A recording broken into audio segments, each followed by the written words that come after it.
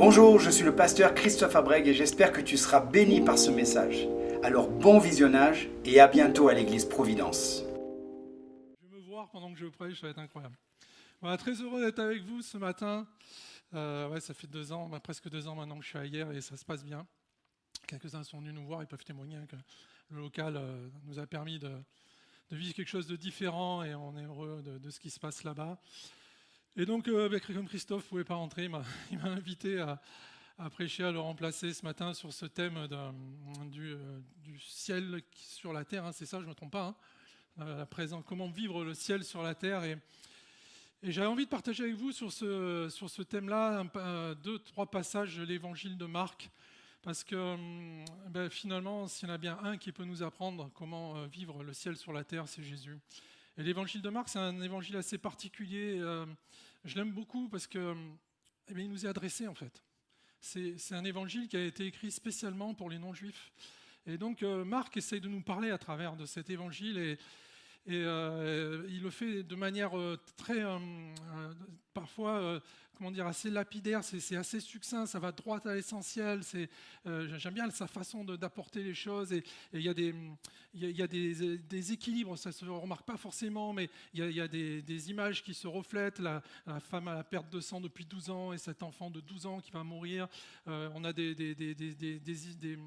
comme des petites pôles qui se rejoignent, qui se répètent, comme les 3 fois où il va prendre les 3 disciples avec lui, et ainsi de suite. Et ce matin, on va parler des 3 fois dans l'évangile de Marc où le Seigneur s'est tenu à l'écart. Il s'est mis à l'écart pour prier et on va voir qu'au début de l'évangile, en plein milieu et à la fin, le Seigneur va faire l'effort de s'isoler une fois dans le désert, une fois à la montagne et une fois dans le jardin. Et dans ces 3 fois où il va s'isoler, finalement, quand on regarde bien, on ne peut pas avoir plus terrestre que ça, hein. Le désert, la montagne, le jardin. Et pourtant, il va vivre des choses qui sont incroyables et qui vont lui permettre de vivre, lui qui était la parole faite chair, le ciel sur la terre. S'il y en a bien un qui est capable de le vivre, c'est lui. Et en même temps, il était 100% homme et il était 100% Dieu. Alors je pense qu'on a beaucoup à apprendre parce que nous, en réalité, on n'est que 100% homme. Hein. On a beau faire, des fois on n'est même pas 0,1%, on reste 100% homme et de fait, on a besoin des fois de comprendre certaines choses et on n'y arrive pas. On se plante, on n'est pas vraiment efficace et des fois même on fait des choses stupides. J'étais en train je parlais de Christophe, j'étais en train de me rappeler à une convention, la dernière convention qu'on a fait, on était tous les pasteurs et puis généralement le premier soir on va manger ensemble et on était au Buffalo Grill, on était en train de manger, bon jusque là ça va, ça on sait faire. Et puis à la fin, il y a Christophe, il me regarde comme ça, on avait payé, on allait partir et il me dit ah oui, t'as pas vu ma sacoche? Je dis je trouve pas ma sacoche, elle est où ma sacoche? Et moi je le regarde et dans une main il avait une sacoche et dans l'autre il avait son blouson. Et moi je me dis, il peut pas être à l'ouest, mon pasteur, mon maître de stage, au point de chercher une sacoche qu'il a dans la main. Donc qu'est-ce que je fais? Je me mets à chercher une sacoche. Je me dis peut-être il en a une deuxième. Et voilà qu'on a les 2 pasteurs de la Valette en présence en convention où on est censé être au top. Et moi, à un moment donné, quand même, je me dis, mais tu sais que tu as une sacoche là dans la main. Et je me rappelais toute la vie. Il a regardé la sacoche, j'ai l'impression que c'était la première fois qu'il la voyait. Il était comme ça, il a fait ah ouais, et il est reparti. Je me dis, Seigneur, début de convention, il doit s'arracher. On est censé être au top et il n'y en a pas un qui cherche une sacoche qu'il a dans la main et l'autre qui cherche une sacoche qui n'existe pas. Comment vous voulez que le Seigneur il s'en sorte avec nous? Eh bien pourtant il s'en sort. Pourtant justement, on est là et on est capable de le servir. C'est pour vous dire que si peut-être vous vous dites que vous n'êtes pas au niveau, si vous avez cette capacité incroyable de ne pas chercher des choses que vous avez dans la main et de ne pas chercher des choses qui n'existent pas, vous êtes déjà largement au-dessus de notre niveau, mes frères et sœurs. Vous avez la possibilité même d'être au-dessus de ce que l'on est capable de faire. Et c'est pour vous dire que le Seigneur, au travers de cette façon dont il a été homme et cette façon dont il a vécu aussi dans les mêmes travers, dans le sens où il a eu les mêmes tentations, hein, parce que lui, il n'est pas tombé dedans, bien sûr, il nous en apprend aussi beaucoup sur comment on peut nous aussi corriger ce qui ne va pas et tenir jusqu'au bout et tenir la distance. Et donc dans ce premier point, on va voir que dans Marc 1, 35, c'est au tout début de son ministère, il nous est dit que vers le matin, pendant qu'il faisait encore très sombre, il se leva et sortit pour aller dans un lieu désert où il pria. Il y a plusieurs points communs, vous allez voir dans ces passages-là, dont un principalement, c'est qu'à chaque fois, il va prier. Et donc on a Jésus qui est à Capernaum, c'est son quartier général à ce moment-là, il est dans la maison, peut-être la maison de Pierre, on ne sait pas, et à ce moment-là, qu'est-ce qui se passe? Il décide en pleine nuit de sortir, d'aller à l'extérieur, dans un endroit désert, et de commencer à prier. Et les disciples qui se réveillent là, on voit dans ce passage-là, en fait, l'histoire est racontée du point de vue de ceux qui sont dans la maison et qui se réveillent, et ils découvrent soudain que Jésus est parti. Ça vous est jamais arrivé, ça? D'avoir le sentiment un jour de vous réveiller dans votre vie et de se dire, je crois que Jésus est parti. Je ne ressens plus. Il y a quelque chose qui ne va pas. J'ai besoin de retrouver, j'ai besoin de rechercher Jésus de nouveau. Et c'est ce qu'ils vont faire. C'est ce qu'ils vont faire. Ils vont se mettre à le chercher. Mais d'un point de vue de Jésus, c'est différent. Il se met à l'écart parce que c'est la première raison pour laquelle il le fait. Il a besoin de trouver la direction. Il a besoin d'avoir la nouvelle direction. Capernaum, ça ne peut pas durer tout le temps. Et des fois dans notre vie, et ça va être le premier point, ça va être la première chose peut-être à faire, on aura peut-être besoin, et peut-être quelqu'un ce matin a besoin de se mettre à part pour prier parce qu'il a besoin de connaître la direction de Dieu. Quelle est la direction de Dieu pour nous? Parce que c'est ce qui va se passer pour le Seigneur. Il va obtenir du Père la direction, on va le voir après. Mais si on revient du côté des disciples, il nous est dit qu'ils vont s'empresser de le rechercher. Et littéralement, ils le traquèrent. Il n'y a qu'à cet endroit-là que ce mot il est là. Ils vont traquer Jésus. Je ne sais pas si vous avez remarqué comment, chaque fois que vous voulez prendre du temps pour le passer devant le Seigneur, pour être tranquille, il y a toujours un moyen, quelque chose qui vous rattrape. Il y a toujours un téléphone que vous avez mis sur vibreur et qui vibre plus fort, vous ne savez pas, vous l'entendez. Vous le mettez sur mode avion, vous ne savez pas ce qui se passe, il chope un bout de Wi-Fi, il arrive à vous envoyer 2 messages. Je dis, c'est incroyable, comment l'ennemi est capable de nous traquer jusque dans notre intimité, quel que soit ce qu'on a prévu de faire, pour essayer de nous sortir de notre connexion avec le Seigneur, de notre relation avec le Seigneur. Et là, c'est les disciples qui se chargent de ça. Et donc, ils vont retrouver Jésus. Et quand ils retrouvent Jésus, il se passe quelque chose de complètement surréaliste. Parce que, vous allez voir, je vais vous le lire. Quand ils l'eurent retrouvé, ils lui dirent « Tous te cherchent. Oh, on a besoin de toi là-bas. Il y a encore un besoin, les gens ils te cherchent, il y a des malades, il y a eu des miracles, le Seigneur a béni, et il y a encore d'autres personnes du coup qui arrivent à Capernaum. Ça a été connu pour ça. D'ailleurs, Jésus leur reprochera à un moment donné, si tous les miracles qui avaient été faits là-bas avaient été faits à Sodome et Gomorrhe, vous vous rappelez de ce passage, il se passe des choses incroyables, et il y a encore du monde qui a besoin de la bénédiction du Seigneur, et les gens lui disent, tous te cherchent. Et il leur répondit, allons ailleurs, dans les bourgades voisines, afin que j'y prêche aussi, car c'est pour cela que je suis sorti. Et il alla prêcher dans les synagogues par toute la Galilée, et il chassa les démons. Je ne sais pas si vous prenez conscience de ce qui est en train de se passer ici. On a Jésus, il est là. Enfin là, parce que j'ai mal au bras. On a les disciples, ils sont ici. Jésus est dans le désert, les disciples sont à Capernaum. Les disciples viennent chercher Jésus. Et ils lui disent, on a besoin de toi à Capernaum. Il y a des besoins, les gens te cherchent. Et Jésus, qu'est-ce qu'il dit? Je vais aller ailleurs. Bizarre. Pourtant, il y avait un besoin. Et le Seigneur, en allant au désert, a une direction qui fait qu'il n'est pas retourné à Capernaum. Et qu'il est allé ailleurs, là où il trouve la raison pour laquelle il dira « c'est pour cela que je suis sorti ». Et ici, ce n'est pas forcément que je suis sorti de la maison, mais que je suis sorti, c'est le début de son ministère, aussi quelque part symboliquement, que je suis sorti de 30 ans où il ne se passait rien, où je commence mon ministère. C'est pour cette raison-là. Et il est dit qu'il est là, il alla y prêcher. Et vous voyez, des fois, je crois que parfois, même dans notre vie aussi, on a besoin de ça. On a besoin de comprendre et d'identifier quels sont nos déserts et quels sont nos Capernaum. Il peut y avoir quelqu'un aujourd'hui qui a besoin d'entendre qu'aujourd'hui il est dans la recherche de la direction de Dieu, dans ce lieu désert, et tu ne retourneras pas à Capernaum. Ne reviens pas de là où tu es parti. Le Seigneur t'attend autre part. Et c'est fondamental parce que si on se laisse gérer par nos sentiments et par notre émotion, dans l'absolu, c'était pas délirant en fait de revenir à Capernaum. Il y avait un besoin. Mais ça nous apprend quelque chose d'important ce matin, c'est que ce n'est pas forcément parce qu'il y a un besoin que c'est là que le Seigneur veut que l'on soit. Ce n'est pas forcément parce que les gens ont besoin de vous que c'est là que le Seigneur vous attend. Et ici, c'est ce qui se passe. Il y avait un besoin et pourtant, le Seigneur, c'est ailleurs qu'il est allé.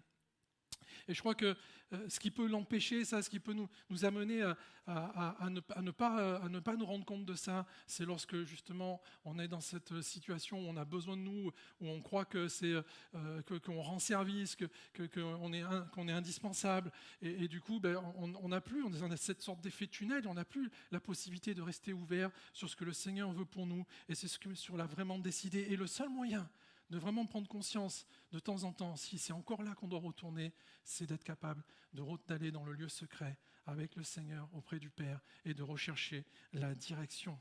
C'est pour cela que je suis sorti. Vous savez, Jésus, il a fait 3 ans de ministère. Il aurait pu rester 3 ans à Capernaum. Il aurait du travail. Il aurait toujours eu du monde pour venir, des malades, des gens qui avaient possédé, des gens qui avaient besoin d'être bénis, d'être guéris. Il n'y aurait pas eu de problème. Mais ce n'était pas ce qu'il était censé faire. Ce n'était pas la direction que le Seigneur, que Dieu, que le Père lui demandait de suivre. Et donc, il va prendre cette nouvelle direction. Et après avoir pris cette nouvelle direction, eh bien, ce qui va se passer, c'est qu'il va y avoir des décisions à prendre. Dans le deuxième passage, dans le deuxième moment où le Seigneur va s'isoler, c'est un moment, vous savez, ça arrive au milieu de son ministère et c'est un peu un point de bascule dans le ministère du Seigneur. Et il est passé d'un passage, vous verrez dans l'évangile de Marc, en tout cas d'un moment où il y a des miracles et des choses bien précises qui permettent de montrer graduellement qu'il est le Fils de Dieu. Et là, il arrive à un passage après la multiplication des pains et des poissons qui l'amène à former ses disciples. Il va commencer à les enseigner. Et donc, il y a des décisions à prendre vis-à-vis de ça. Et dans ce passage, dans Marc 6, 46, il nous est dit, aussitôt après la multiplication des pains, il obligea ses disciples à monter dans la barque et à passer avant lui de l'autre côté vers Bethsaïda, pendant que lui-même renverrait la foule. Donc, il renvoie tout le monde. Et les disciples, poum, allez, dans la barque, vous allez de l'autre côté. La foule, pareil. Il resta seul, il s'en alla sur la montagne pour prier. Deuxième moment où le Seigneur s'isole pour prier, c'est sur la montagne. Et c'est une raison bien particulière. On la voit. Pourquoi il fait ça? Parce qu'il a une décision à prendre par rapport à ce qui risque de se passer. C'est que Jean, dans le chapitre 6, 15, nous rappelle qu'il nous est dit ce passage, sachant qu'ils allaient venir l'enlever pour le faire roi. Et ce n'était pas le moment, c'était pas ça, c'était pas la direction que le Seigneur avait reçue. Les disciples, en fait, ils en auraient été enchantés, car c'était précisément ce qu'ils avaient toujours espéré, mais Jésus, il va discerner le danger, et ça va l'obliger à envoyer ses disciples et à se retirer et à renvoyer la foule, parce qu'il sait que ce n'est pas cette décision-là qui doit être prise, ce n'est pas ce qui doit être fait. Et je crois, vous savez, que lorsqu'on a trouvé la direction que le Seigneur veut nous donner, il va y avoir certainement des décisions à prendre. Des décisions qui concernent cette direction. Des décisions sans lesquelles, si on ne les prend pas, on va finalement rester bloqué dans le désert, dans cette première étape. Et on n'arrivera pas à aller à la suite, on n'arrivera pas à aller jusqu'à il alla ailleurs. Voyez. Et pour aller ailleurs, pour pouvoir faire ce qui est prévu, pour pouvoir prendre la direction que le Seigneur nous donne, il y aura certainement des décisions à prendre qui peuvent être drastiques d'ailleurs dans notre vie. Ça peut être au niveau de nos relations, au niveau de nos activités. Et je crois qu'il faut être capable aussi de les prendre, de les identifier en étant là aussi dans cette intimité avec le Seigneur. Et là, ça se fait dans la montagne. Alors on va voir comment Jésus fait. Comment Jésus fait pour cela. La première chose qu'on voit, c'est qu'il est dit aussitôt. Vous avez remarqué, aussitôt après, c'est un temps fort, hein, pourtant, il ne prend pas le temps de débriefer ou quoi. Non, aussitôt après, il va renvoyer les disciples. Et je crois que des fois, il y a des décisions, elles sont urgentes dans nos vies. Il est possible que pour quelqu'un, il soit important dès aujourd'hui, de décider de certaines choses et de les retirer de sa vie afin de pouvoir prendre cette étape-là dont on est en train de parler. Il y a des urgences parfois dans notre vie et d'attendre, c'est des fois plus dangereux que de faire quelque chose qu'il ne faudrait pas. Je ne sais pas si vous voyez ce que je veux dire. En fait, c'est au même niveau. Hein, et ça nous amène à nous tromper sur ce que le Seigneur peut-être avait prévu pour nous. Et donc il y a cette urgence dans le cœur aussi du Seigneur de faire vite avant qu'il vienne l'enlever pour le faire roi. Jésus, après avoir prié dans le désert, va aussi prier dans la montagne. Et je crois que ça nous rappelle aussi l'importance d'être capable de nous adapter à toutes les situations. faut être capable de prier dans le désert, être capable de prier dans la montagne, être capable de prier dans les épreuves, mais d'être aussi capable de prier quand tout va bien, dans la disette comme dans l'abondance. Vous vous rappelez ce que dira l'apôtre Paul, cet équilibre et cette endurance du chrétien qui, quelles que soient les circonstances, sait que tout concourt au bien de ceux qui aiment Dieu et qu'il est capable de rester focalisé, de garder la marche, comme dira l'apôtre Paul, et non pas seulement de marcher, mais de courir vers le but sans jamais s'arrêter ni dévier. C'est ça en fait dont il est fait mention. Quelles que soient les circonstances, quel que soit le dénivelé, des fois c'est pas simple, je peux vous dire, moi déjà sur du plat j'ai du mal, quand je vais marcher dans la montagne c'est compliqué, j'arrive pas, pour descendre des fois c'est même encore pire. Donc il faut savoir prier en toutes circonstances, et après s'être retrouvé seul, parce que c'était lui qui était parti, et ça c'est quelque chose que Marc aime bien, ces oppositions comme ça, le voilà qui se retrouve seul, parce que c'est lui qui a forcé tous les autres à partir, c'est ce que je disais, il a renvoyé, c'est étonnant quand même, on a quand même Jésus qui vient de faire un miracle incroyable, il y a eu ce temps fort, il y a eu la multiplication des pains, et voilà que d'un seul coup on ne sait pas ce qui lui prend, allez hop, il met les disciples dehors, et hop, il renvoie la foule. Ça semble être l'inverse de ce qu'on attend de Jésus. Et pourtant, il va le faire. Et je crois qu'il y a des fois dans notre vie, on a besoin de faire un peu le vide autour de nous. De faire le vide pour pouvoir prendre des bonnes décisions. Pour que l'on puisse vraiment se retrouver face à face avec notre Seigneur et comprendre ce qu'il veut de nous. C'est quelque chose que des fois on a du mal à prendre quand il y a des bruits parasites, excusez-moi de l'expression, ou des gens qui essaient de nous conseiller, mais qui nous conseillent mal. Il y avait quelques temps, je ne vais pas dire le nom, mais il y a quelques temps, on a reçu une personne qui est bien connue dans le domaine évangélique, qui est un artiste qui devait faire un spectacle, qui a des milliers de followers, et donc il devait faire un spectacle et il n'a pas pu parce qu'il avait des problèmes, il a eu des cailloux à la vésicule biliaire, une souffrance atroce, il était à la maison, j'ai dû l'amener aux urgences, et du coup il recevait des conseils de tous les gens qu'il connaît. Facepalm. Je ne vous dis pas les conseils. Il y en a une, elle lui disait, j'ai reçu de Jésus qu'il faut que tu manges un yaourt pour être guéri. Et 5 minutes après, je vous assure, Manuel peut le prouver, et 5 minutes après, il avait quelqu'un qui lui disait l'inverse. Et moi, j'étais dans la voiture en train de lui amener, je lui ai dit, écoute Florent, là, il faut que tu coupes tous tes WhatsApp, parce que là, ils sont en train de te... C'est pas possible, tu peux pas entendre la voix de Dieu. Et bientôt, ils vont te dire qu'il faut que je roule sur 2 roues et que tu marches autour en torse nu. Et moi, ça, je sais pas faire. Moi, je sais que prier. Incroyable. Et donc, à un moment, il a dit, ouais, c'est vrai, t'as raison.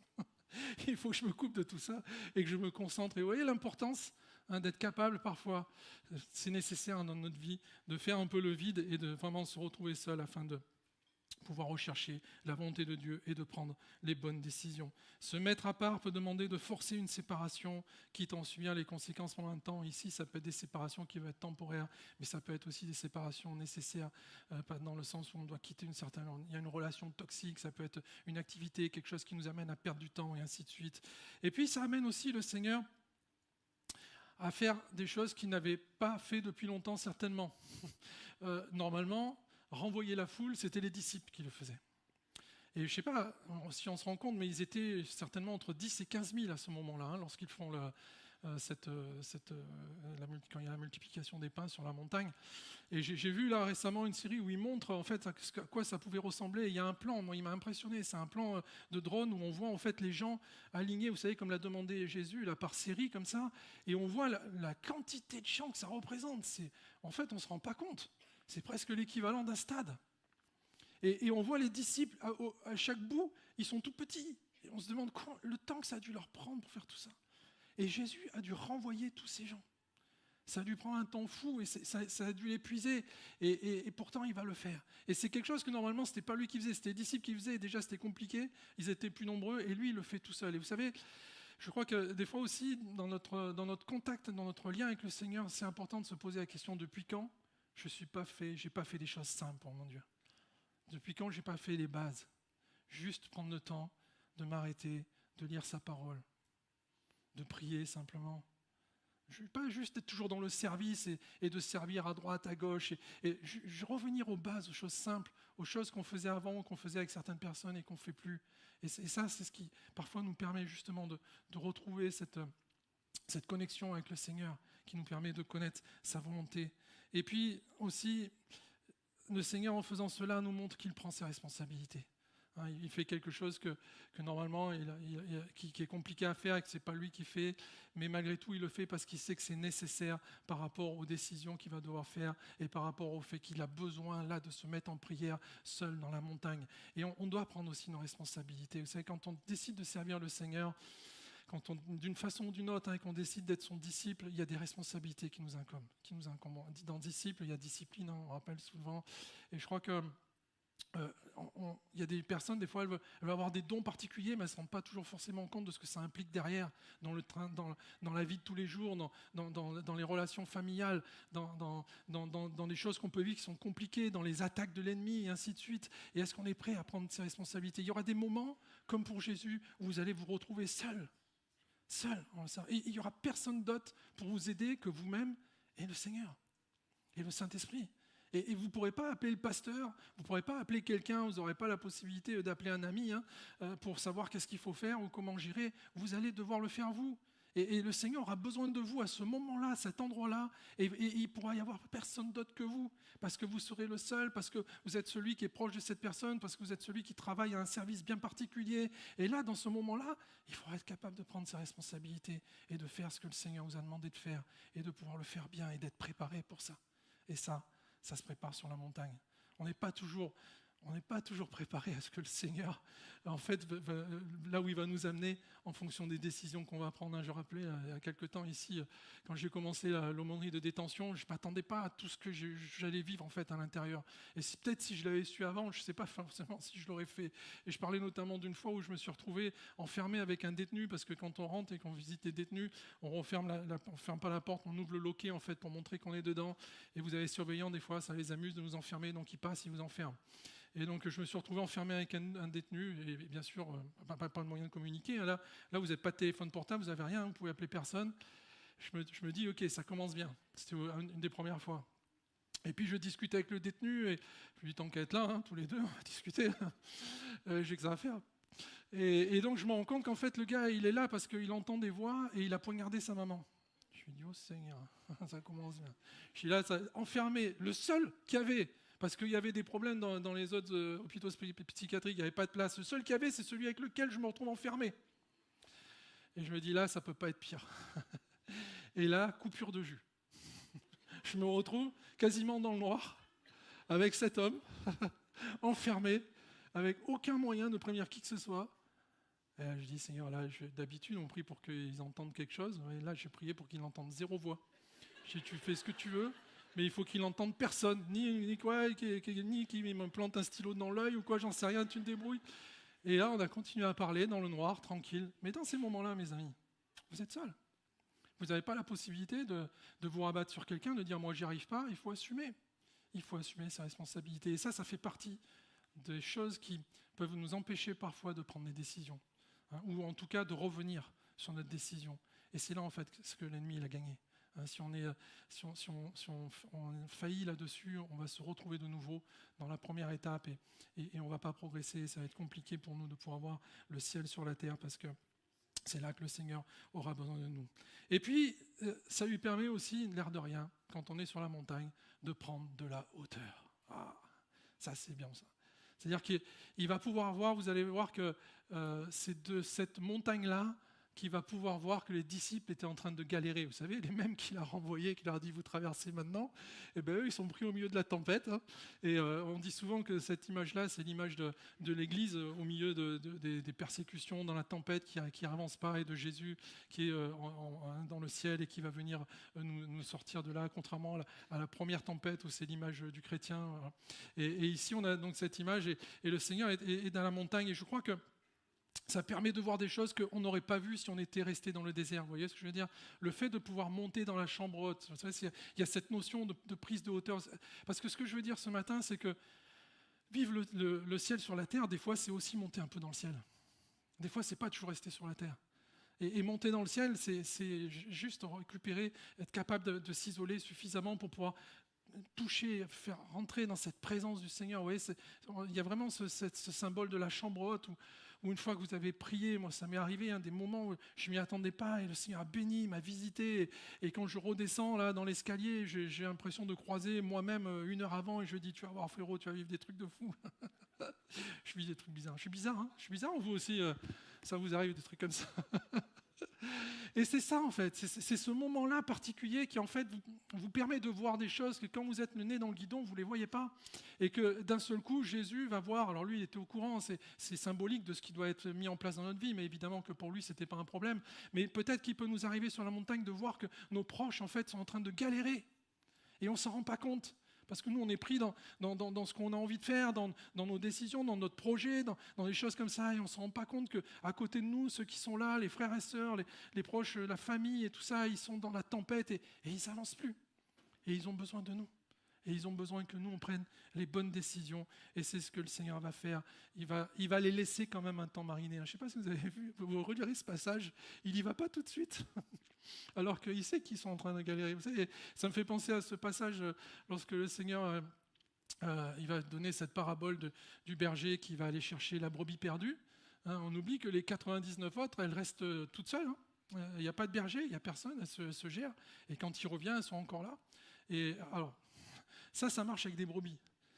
J'ai découvert, en refaisant les camps d'ados, ça ne marche pas avec les ados.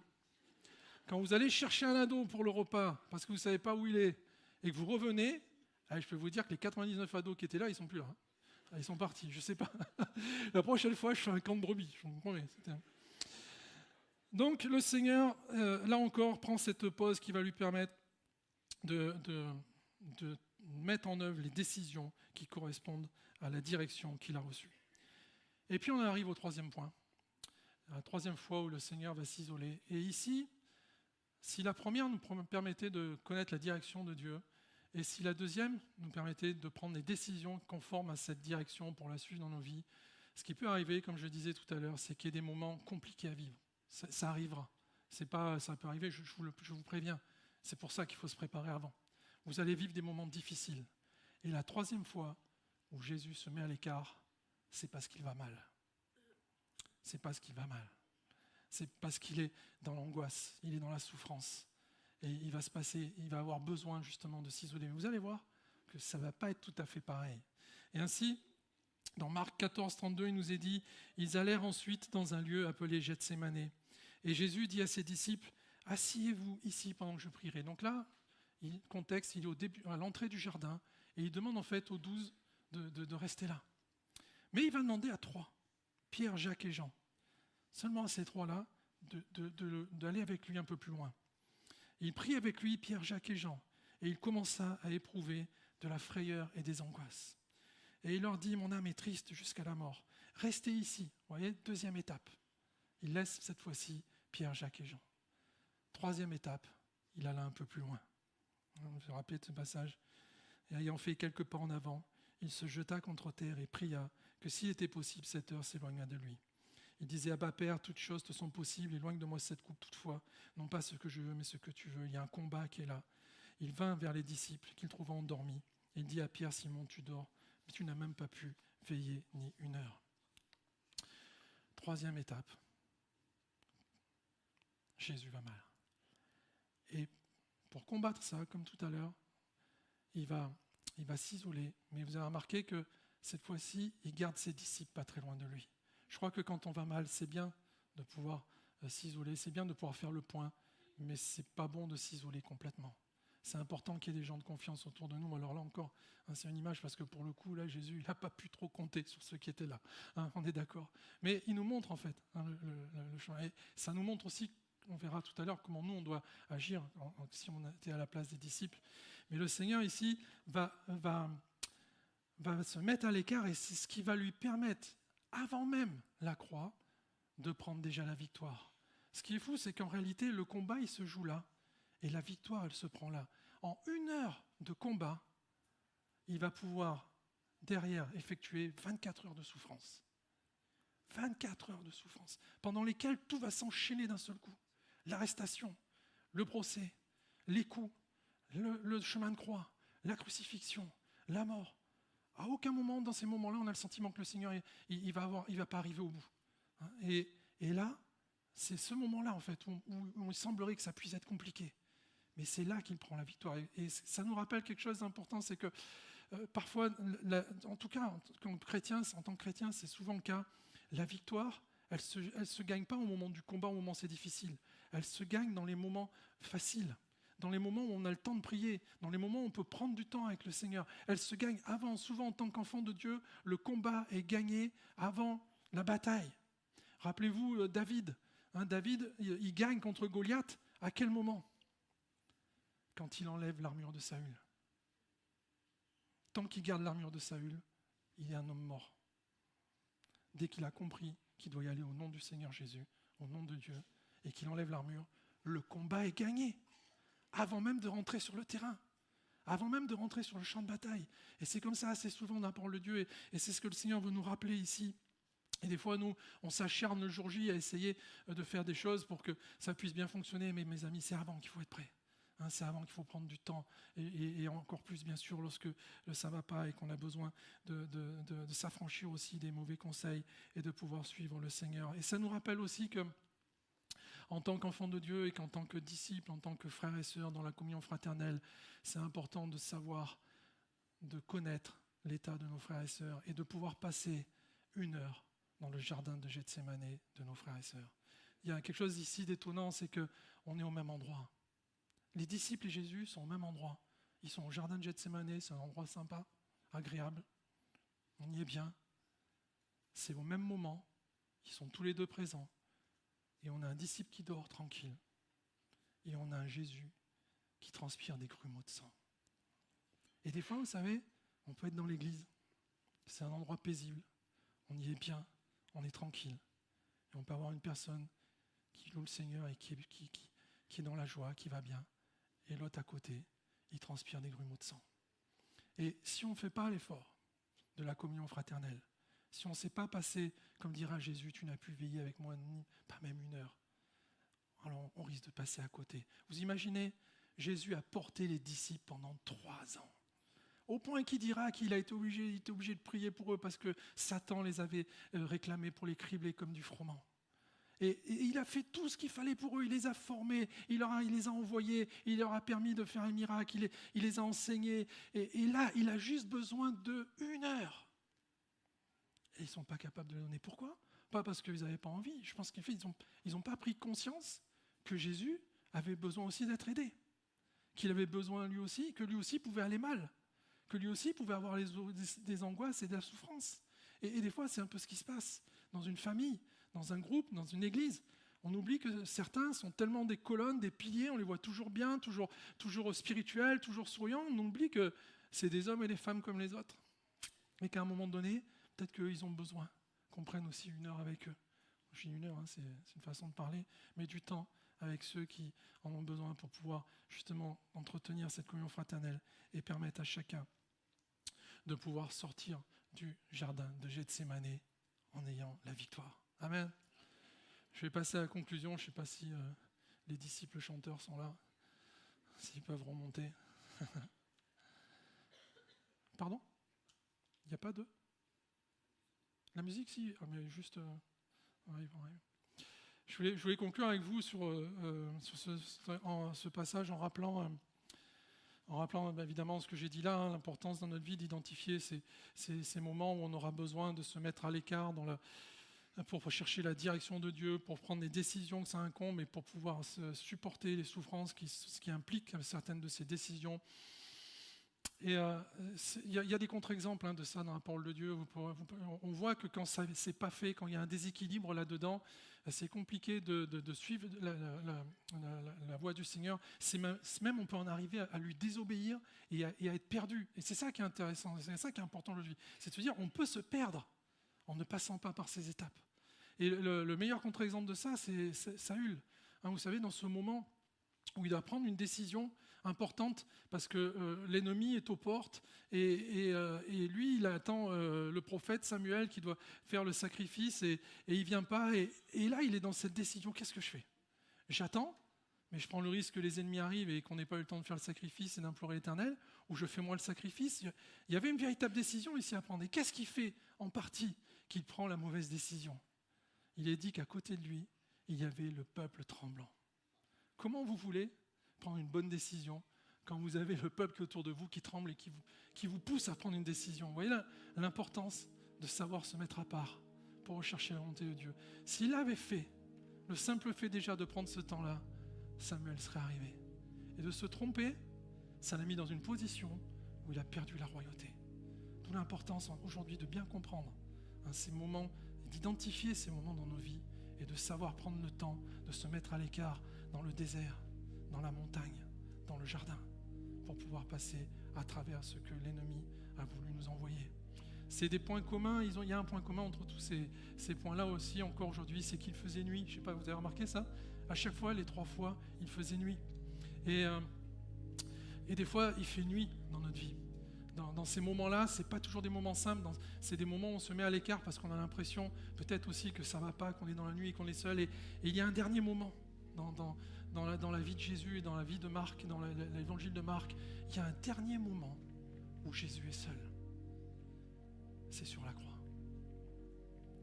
Ce moment-là, il est vraiment particulier. Parce que Marc, ici, cite une phrase qui est toute simple. Il dit, de midi à 3h de l'après-midi, il y eut les ténèbres sur tout le pays.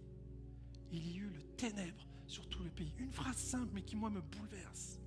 Parce qu'il n'y a rien d'autre que les ténèbres. Il ne cite pas quelqu'un qui parle. Il ne dit pas que les centurions ont dit quoi que ce soit, les pharisiens, ni même Jésus. C'est le silence, imaginez. Pendant 3 heures, c'est le silence et les ténèbres. C'est pas juste sombre. C'est un mot bien particulier. C'est pas une éclipse. C'est les ténèbres. C'est l'équivalent du mot de Genèse 1 en hébreu, dans le verset 2, lorsqu'il est dit qu'il y avait les ténèbres à la surface de la terre. C'est un remake de ce qui est en train de se passer dans la Genèse. Les ténèbres sont sur la terre. Et dans la Genèse, qu'est-ce qui se passe? La parole, que la lumière soit, et la lumière fut. Et cette parole, dont l'évangile de Jean nous dit qu'elle était au commencement, et qui est venue vivre parmi nous, et qui meurt sur la croix, qui est en train de mourir sur la croix, c'est encore cette parole qui va tout changer. Parce qu'à quel moment les ténèbres disparaissent et la lumière revient? Eli, Eli, lama sabachthani. Au moment où Jésus reprend la parole, au moment où d'un seul coup il s'écrie et il cite le psaume 22, non pas parce qu'il doute de ce que le Seigneur l'abandonne, mais parce qu'il est en train ici de citer le psaume qui résume tout ce qui vient de se passer dans les détails, même le tirage au sort de sa tunique, et qui finit par cette phrase et qui dit « Les générations futures rendront témoignage du Seigneur ». Et lui, il sait que c'est gagné. Il sait qu'il va ressusciter. Il sait que les générations futures, et que même Henri, qui est capable de chercher une sacoche qui n'existe pas, sera capable de rendre témoignage du Seigneur ce matin, parce qu'il est ressuscité, parce qu'il est vivant, et parce qu'il est encore la parole qui ramène la lumière dans nos vies. Dans tous ces endroits, il y avait la ténèbre et il y avait la nuit, mais lorsque Jésus parle, c'est encore la lumière qui vient. Et je crois que si aujourd'hui vous voulez vivre le ciel sur la terre, il n'y a pas photo, il n'y a pas 36 solutions. Revenez à la parole. Cette parole qui nous ramène la lumière dans les ténèbres. Lisez-la, méditez-la, utilisez les promesses, faites vote les promesses qui sont dans cette parole. Ne vous méprenez pas, mes amis, mes frères et sœurs. Il y a des moments dans notre vie qui seront compliqués, mais la parole sera toujours ce qui nous permettra d'allumer la lumière sur nos ténèbres. Le ciel, là où se trouve la lumière, qui vient sur la terre, la parole qui vient habiter parmi nous, et qui, lorsqu'elle reprend la voie et qu'elle réouvre la voie, va chasser les ténèbres. C'est encore ce qui peut se passer aujourd'hui dans votre vie. Quelle que soit la position dans laquelle vous êtes, que vous soyez dans le désert, dans la montagne ou dans le jardin, la lumière reviendra lorsque vous aurez compris que c'est la parole faite chair qui aujourd'hui peut encore agir dans votre vie. Demandez-lui de venir vous visiter, parlez-lui, demandez le Saint-Esprit, méditez-la. Et faites-vous du bien dans cet endroit secret et demandez-lui vraiment d'intervenir dans vos vies. Je vais laisser maintenant l'échange. Je ne sais pas si on peut reprendre le dernier qu'on a fait, là, ce qui était bien, là, de ténèbres jaillira la lumière, le dernier qu'on a fait juste avant. Parce que je pense que c'est bon, je ne vais pas prier, mais je vais vous laisser dans ce chant pouvoir vous examiner chacun et peut-être savoir dans quelle étape vous en êtes et de pouvoir demander maintenant au Seigneur de faire venir la lumière là-dessus, pour qu'il vous montre la direction, pour qu'il vous montre les bonnes décisions et qu'il vous relève si vous êtes blessé par rapport à certaines choses que vous avez fait pour lui et que vous avez le sentiment que vous êtes au plus bas et que vous êtes dans la nuit. Amen. Soyez bénis mes frères et sœurs.